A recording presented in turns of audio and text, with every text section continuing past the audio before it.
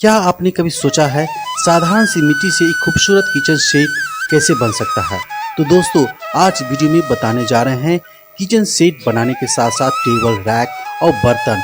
तो हमारे साथ वीडियो पर बने रहें, इस तरह के बेहतरीन खूबसूरत किचन सेट बनेगा। तो हमारे चैनल पर नए हैं तो प्लीज़ हमारे चैनल को सब्सक्राइब करें और एक अच्छा सा कमेंट इस वीडियो के बारे में बताएं कि कौन सा प्रोसेस आपको सबसे ज़्यादा पसंद आया। तो हमारे साथ वीडियो पर बने रहें, इस सारे प्रोसेस को समझते हैं।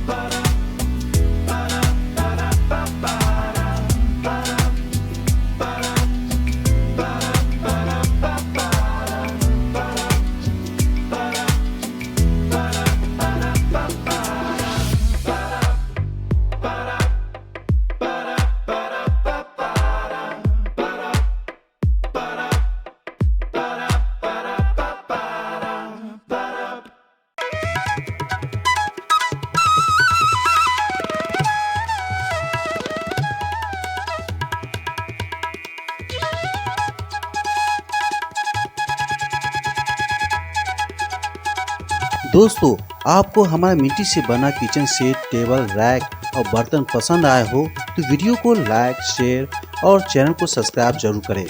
मिट्टी से बनी ये छोटी सी किचन सेट हमारे बड़े सपनों की शुरुआत है। आपका प्यार सपोर्ट से ही बना रहा हूँ। मिलेंगे एक नई मिट्टी कला के साथ। कमेंट में जरूर बताएं आपको किचन सेट कैसा लगा। अगली वीडियो में आपको मिट्टी से बनाता दिखाऊंगा और नए क्रिएटिव बताऊंगा। हमारे साथ वीडियो पर बने रहने के लिए आपका बहुत बहुत धन्यवाद।